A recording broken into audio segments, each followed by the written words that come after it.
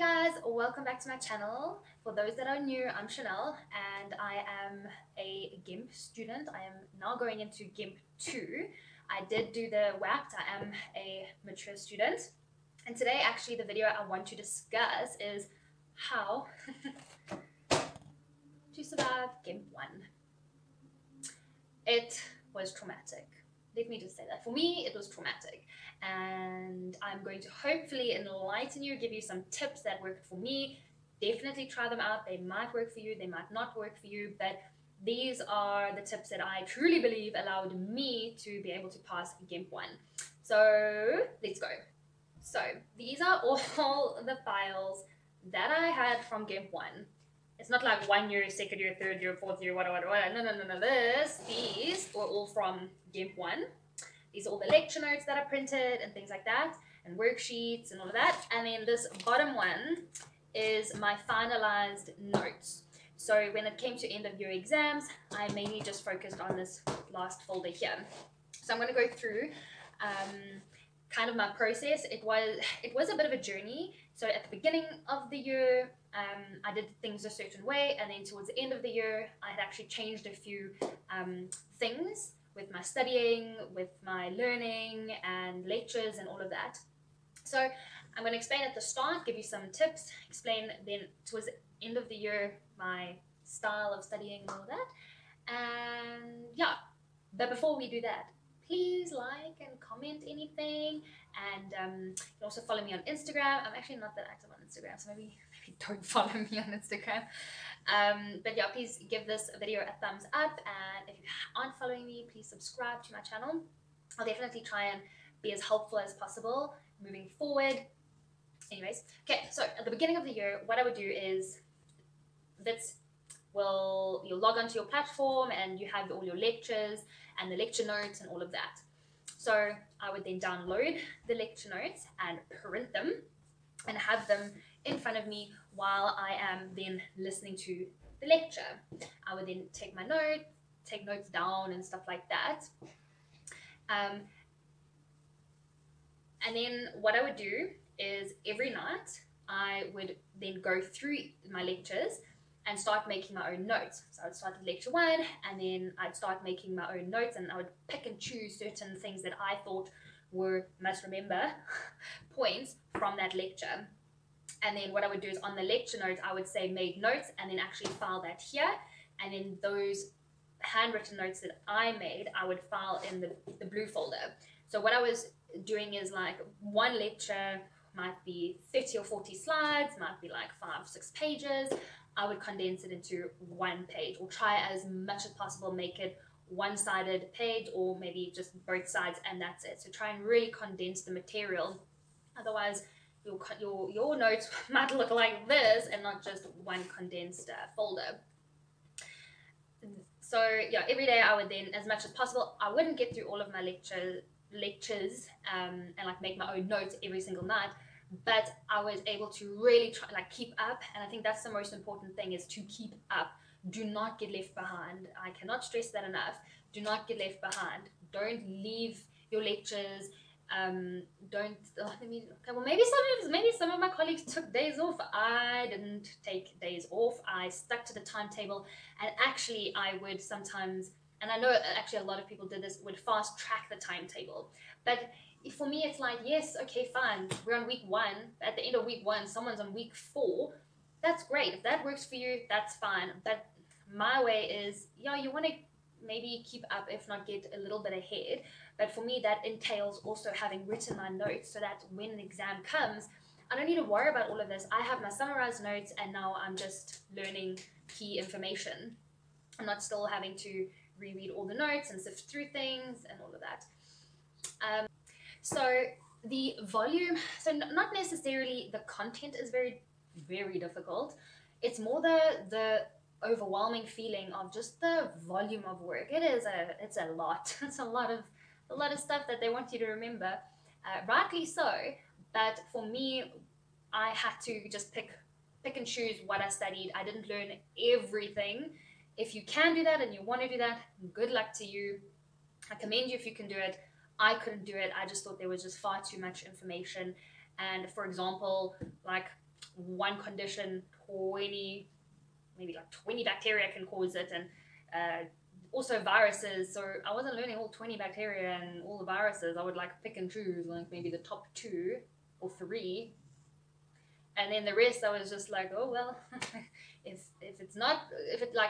I don't learn the one microbe that they asked me, well then so be it. I came to peace with that very quickly, that I'm not going to learn absolutely everything.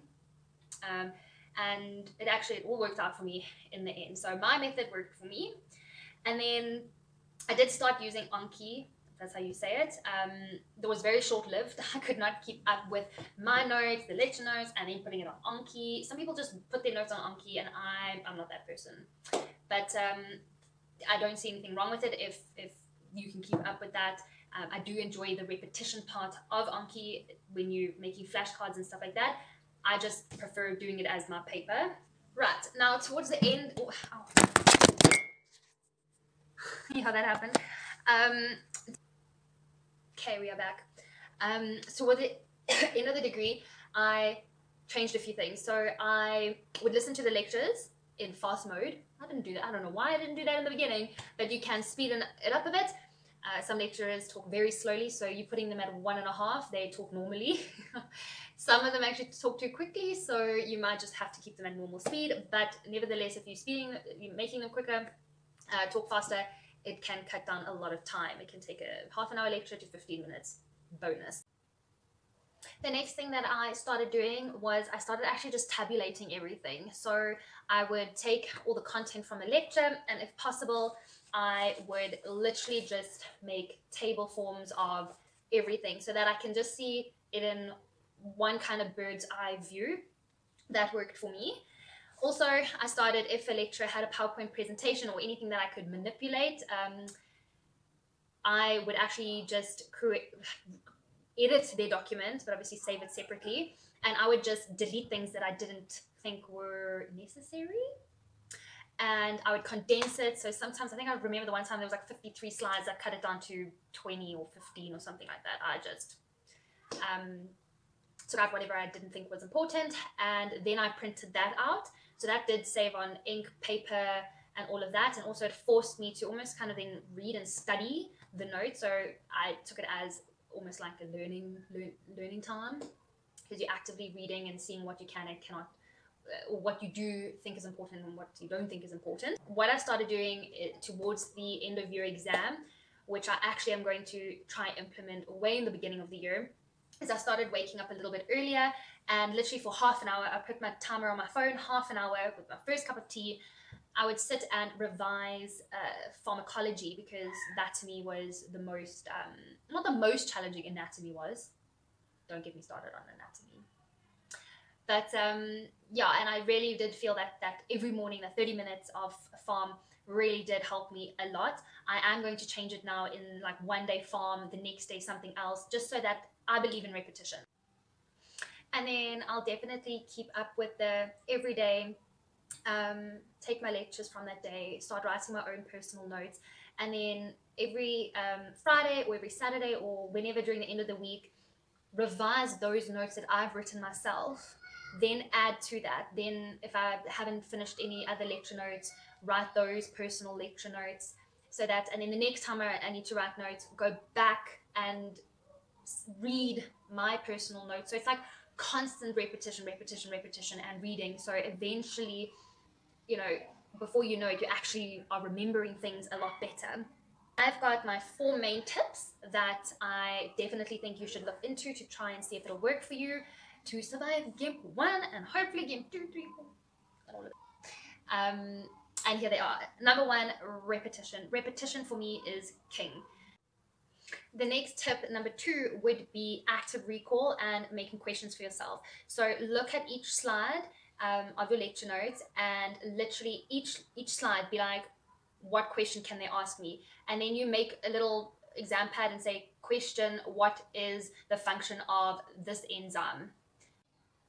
So then what you can do is you can take that sheet of questions, and you have made answers as well. So make answers on the one and the questions on the other. And then every week just test yourself, and that's active recall. And I promise you that really, really did help me. The third tip that I would give is exam papers. I promise you, I wasn't a fan. I would get anxiety doing exam papers, and then you get everything wrong. But you know what? I actually learned so much from doing exam papers, and I didn't put pressure on myself. So I really think it's important you practice exam questions, and go through exam papers. And then the fourth one is really important, and it might take some time, is to find your study method. Mine might be very different. I'm a very visual person. I'm a very I have to see things, I have to draw things, I have to listen to things. I like, auditory kind of learner. I actually will show you, I have a whiteboard, and I sit and I teach myself, explain, I rewrite things. And I do have a classmate, I will show you her just now. She's also going to become a doctor from listening to me on the board all the time. I hope those tips helped. Please, if any of you have any study tips that you think that I haven't mentioned and you found really helped you, please comment in the section comment box below, so that we can just all help each other get through medical school. And you can apply this to really any degree, I suppose. Yeah, it doesn't have to necessarily be for medical school. It could be any degree. It's just the concept of studying, understanding your work, and all of that. So I hope you enjoyed this video. Please don't forget to like, comment anything down below, anything you'd like to see, and please don't forget to subscribe. Bye!